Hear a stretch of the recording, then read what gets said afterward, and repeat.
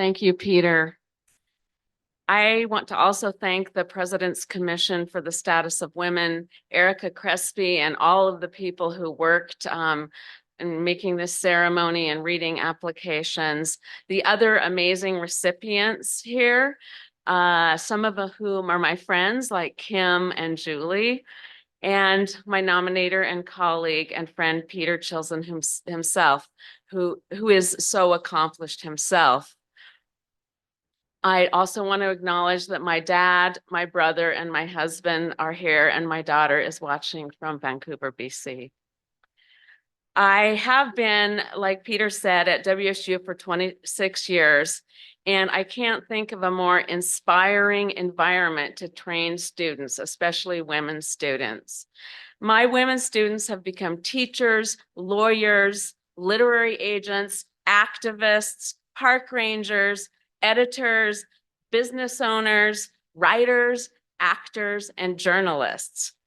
And many of them have become mothers, and I will add, become mothers of daughters.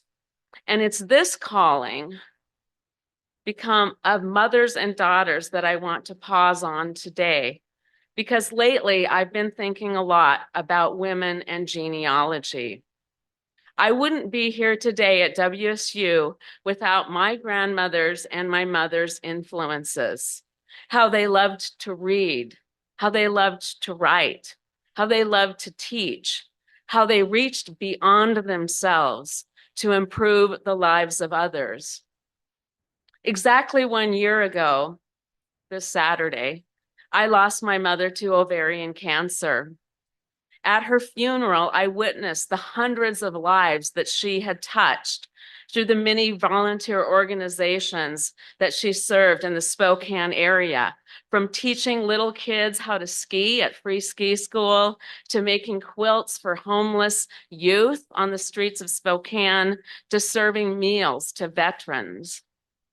I had the privilege to sit with her by her side in her last moments. And it was a reckoning for me because 1 year earlier, as Peter mentioned, I had been diagnosed with aggressive cancer and was told I would not live through the year. My mother and I, in fact, were treated by the same oncologist at the same time. My mother's cancer could not be cured, but mine was, at least for now. Cancer is terrible, but it also has its gifts. When you peek over the edge of your own mortality, you see things in a radically different way.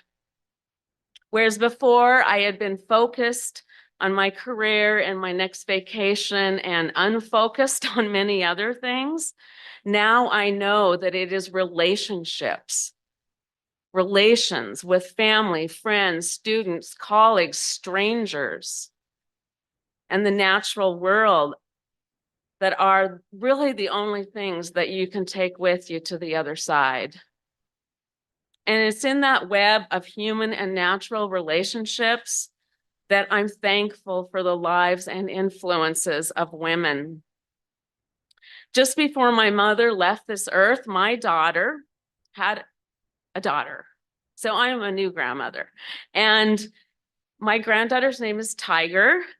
And everybody who sees Tiger remarks on how much Tiger looks like my mother.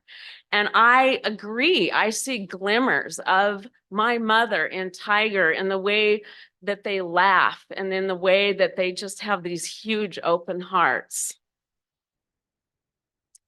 During some of the most brutal days of my cancer treatment, I could do only two things: talk to my mother on the phone. She was going through her own treatment at the time, and write poems about the lineages of women and the natural world. And I'm just going to end by reading one of these small poems. It's set on the shore of Lake Michigan in February 2022. And it's called Outside Zion, and Zion is a little town right on the shore of Lake Michigan. I walk a rise, dig palms of gold from stiff dirt, slide on sand pond next to a great lake. My daughter's belly blossoms and the ice thickens. Far below, pockets hollow as bird bones swell.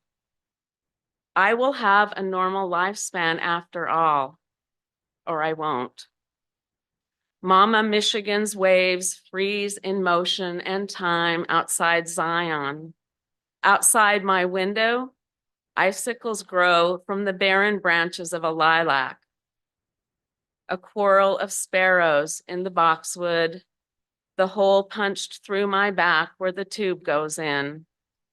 I will eat brown bread around a campfire with my daughter, her daughter, while my avian companions survive winter on seeds hidden under the snow. Thank you.